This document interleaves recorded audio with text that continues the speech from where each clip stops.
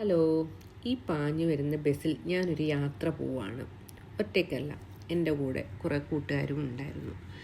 ഞങ്ങൾ കൽപ്പാത്തിയിലേക്ക് ഒരു യാത്ര പോവായിരുന്നു. കൽപ്പാത്തിയിൽ പോകുന്നതിന് മുമ്പ് ഞങ്ങൾ കാവ ഐലൻഡ് സന്ദർശിക്കാൻ പോയി. അവിടുത്തെ ഗ്രാമങ്ങളിലെ ആൾക്കാരുടെ കുറേ സംസ്കാരങ്ങളും അവരുടെ കൾച്ചറുകളും ഒക്കെ അറിയാൻ വേണ്ടി ഞങ്ങൾ ആ ഗ്രാമങ്ങളിൽ ഒന്ന് ഇറങ്ങി. അവരുമായിട്ട് കുറച്ച് പരിചയപ്പെട്ടു. എന്നിട്ട് അവിടുത്തെ കുറേ ഫോട്ടോസും വീഡിയോസും ഒക്കെ എടുത്തു. അത് കഴിഞ്ഞിട്ട് ഞങ്ങൾ കൽപ്പാത്തിയിലേക്ക് പോയി. കൽപ്പാത്തിയിൽ ഇന്ന് വിശേഷമുള്ള ദിവസമാണ്, രഥോത്സവമായിരുന്നു. 10 ദിവസമാണ് അവിടുത്തെ രഥോത്സവം. ലാസ്റ്റത്തെ 3 ദിവസമാണ് പ്രധാനപ്പെട്ട ദിവസങ്ങളിൽ. അതിൽ 3-ാമത്തെ ദിവസമാണ് ഞങ്ങൾ പോയത്. അവിടെ രഥം വലിച്ച് കൊണ്ടുപോയി ഉത്സവം നടത്തുക എന്നുള്ളതാണ് അവിടുത്തെ ഉത്സവത്തിൻ്റെ പ്രത്യേകത. ഈ രഥോത്സവം വലിക്കാൻ കുറേ ആൾക്കാരുണ്ടാവും.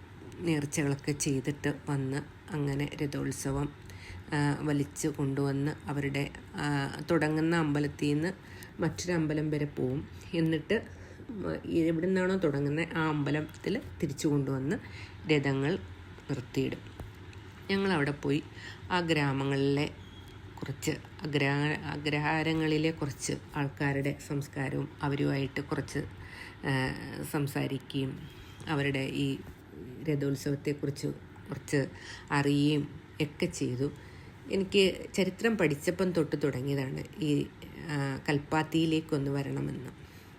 ഈ കൽപ്പാത്തി കാണാൻ ഞാൻ കുറേ ആഗ്രഹിച്ചതാണ്. അങ്ങനെ ഇരിക്കുമ്പോൾ എനിക്കൊരു അവസരം കിട്ടി. അങ്ങനെയാണ് ഞാൻ വന്നത്, അതും രഥോത്സവം കാണാൻ പോലും.